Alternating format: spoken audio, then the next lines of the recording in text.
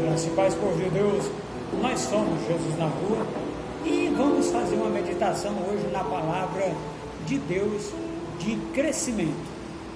Essa é a palavra de crescimento e nós estamos no Levina Shopping em Araguaína, Tocantins. Alguns barulhos que vocês vão ouvir são deste lugar, viu? É natural daqui. Se bem que nós estamos no contraturno entre a parte da manhã e a parte da tarde, e nós estamos aqui buscando esse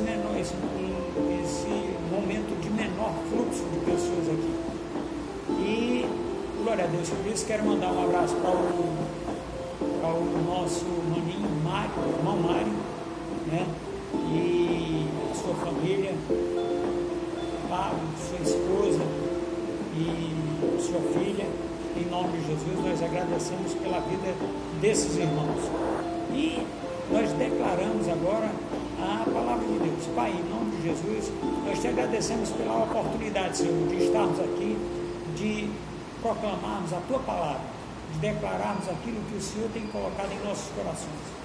Muito obrigado, Senhor, pelo momento que estamos vivendo, pelo momento que estamos declarando a tua palavra hoje aqui, Senhor. Muito obrigado, Pai.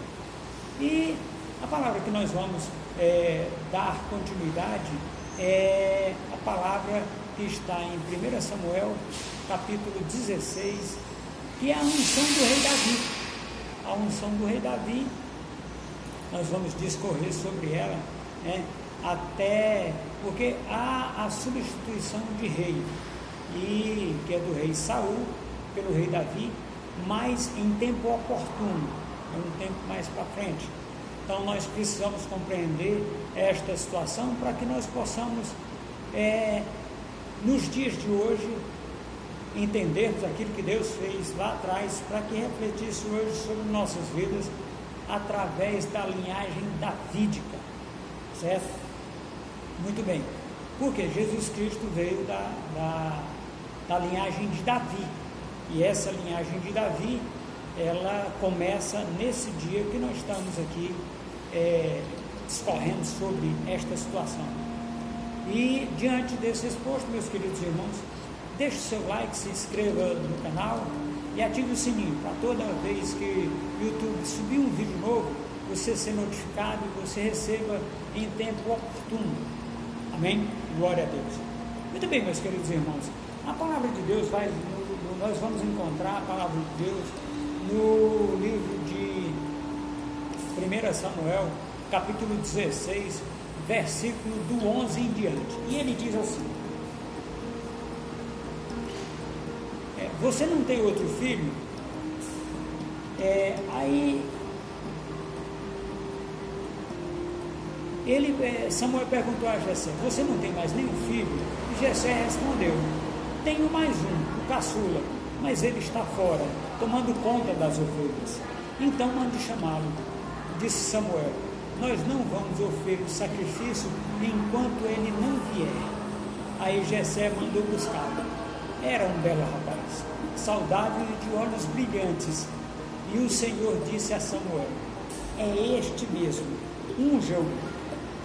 Samuel pegou o chifre cheio de azeite e ungiu Davi na frente dos seus irmãos. E o Espírito do Senhor dominou Davi, e daquele dia em diante ficou com ele. Meus queridos irmãos, e Samuel voltou para Ramá. Tem uma situação muito interessante, que você foi ungido rei e sacerdote nessa terra. Quando? No dia que você aceitou Jesus Cristo como único e suficiente Salvador da sua vida. A palavra de Deus diz em 2 Coríntios, lá em 1 Pedro, capítulo 2, versículo 9: vós, porém, sois nação santa, raça eleita, sacerdócio real, povo de propriedade exclusiva de Deus, para apregoar o ano aceitável do Senhor. E então, meus queridos irmãos, hoje você é esse sacerdote real. É reino e sacerdote, reino e sacerdócio, nação santa.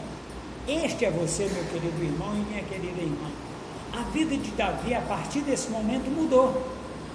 E a partir do momento que você declara Jesus Cristo como único e suficiente Salvador da sua vida, a sua vida muda, a sua vida passa a ter uma relevância para Deus.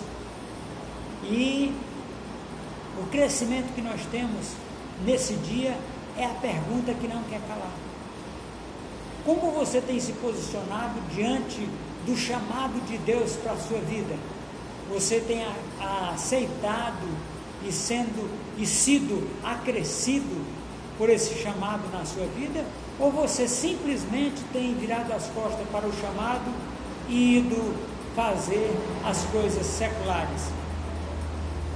A pergunta, meus queridos irmãos, é essa. Agora, como é uma palavra de crescimento, nós precisamos trazer entendimento a algumas situações que nós vivemos através do chamado de Deus na nossa vida. Quando nós recebemos os chamados, meus queridos irmãos, as pessoas dizem que não tem como nós rejeitarmos. Tem sim. Muitas vezes você não quer ir cumprir o ID. E você vai ser salvo do mesmo jeito. A diferença é porque você não cumpriu na íntegra aquilo que Deus pediu que foi estabelecido por Deus para a sua vida. Tem como eu fazer isso? Tem, você tem o livre-arbítrio, meu irmão. Davi tinha o livre-arbítrio aqui, porque quando ele terminou de ser ungido rei sobre Israel, ele voltou para tomar conta das ovelhas. Ele não recebeu um cetro e começou a mandar. Não.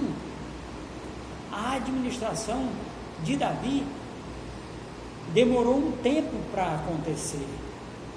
E esse tempo, nós vamos agora entender uma situação muito interessante. Nós vamos relembrar quais são os 4 passos que Deus estabelece para o nosso chamado. Deus chama, capacita, envia e supre. Deus chamou Davi quando foi mandado buscar Davi. É o chamado de Deus. Davi, venha para cá. Aí ele foi ungido. Aí agora Deus vai capacitar Davi dentro daquilo que nós chamamos de palácio real, de como administrar, ou do que não fazer como rei. A primeira oportunidade de Davi é de ir para dentro do palácio como um empregado do rei, para ele ver como é a vida palaciana, como é a vida do palácio. Você tem tido essa oportunidade, meus queridos irmãos, ou não? Você foi chamado e você foi ungido. Quando você é ungido é quando você se converte a Jesus Cristo. E você tem ido diante daquele exposto do Espírito Santo, que agora Davi foi ungido com o Espírito Santo. Você também foi ungido com o Espírito Santo quando você é chamado. Amém, meus queridos irmãos? Agora vamos ver a segunda parte destes versículos, né? Que aqui nós estamos no versículo 13. Agora vamos do 14 ao 18, ao 17, e diz assim: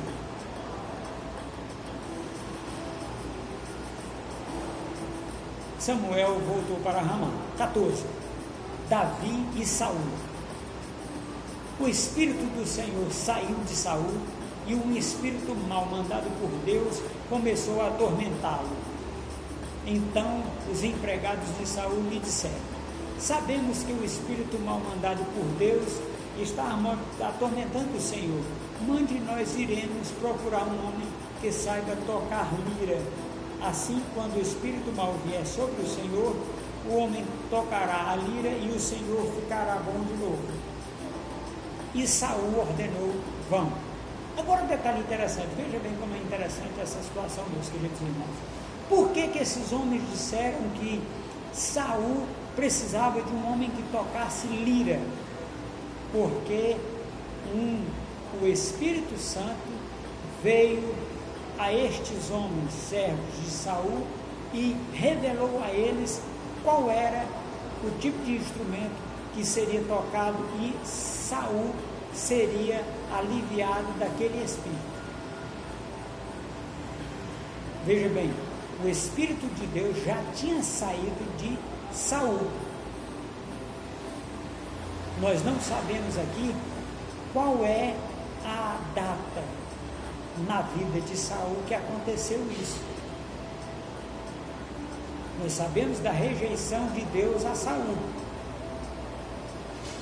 mas nós não sabemos a data em termos de tempo de reinado de Saul. Mas nós vamos, no próximo estudo, nós vamos pegar essa data para que a gente possa compreender quando foi que o Espírito de Deus saiu de Saul. Mas ele continuou reinando, e ele cometendo atrocidades depois disso. Agora, meus queridos irmãos, nós sabemos que depois que o Espírito de Deus sai de dentro de uma pessoa, não tem mais como ele voltar. Nós recebemos essa revelação em tempos de nova aliança. Na nova aliança nós recebemos essa revelação através de Paulo, né?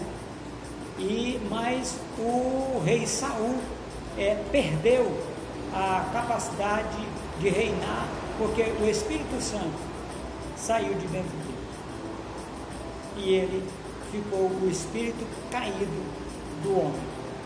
Meus queridos irmãos, nós temos que entender uma situação muito interessante. Em tempos da nova aliança, nós não temos como perder o Espírito Santo, mas nós temos como apagar o Espírito Santo dentro de nós, deixar ele sem voz audível que nós possamos entender. Como? Prostituição, lascívia, dissensão, facção, falta de domínio próprio. Tudo isso faz com que o Espírito Santo seja diminuído até ele se apagar dentro de nós. Ele não sai, ele não vai sair de dentro de nós, porque se sair não tem como voltar mais. Mas a blasfêmia contra o Espírito Santo faz com que ele saia de dentro de nós, e não tem mais como restaurá-lo. Nós temos o exemplo de Saul, que o Espírito Santo saiu de dentro dele. É um exemplo bíblico que nós temos, e nós sabemos o fim de Saul, nós sabemos o que aconteceu com aquele homem. Agora vamos ver o que aconteceu através de Davi na vida daquele homem, para que pudesse ser estabelecido a dinastia davídica através do Espírito Santo dentro de Davi. Procurem um homem que toque bem lira e o tragam aqui, disse Saul. Um dos empregados respondeu: Jessé, da cidade de Belém, tem um filho que é bom músico, ele também é valente, bom soldado, fala bem e tem boa aparência, e o Senhor Deus está com ele. Aí Saul enviou mensageiros com esse recado para Jessé: mande-me o seu filho Davi, aquele que toma conta das ovelhas.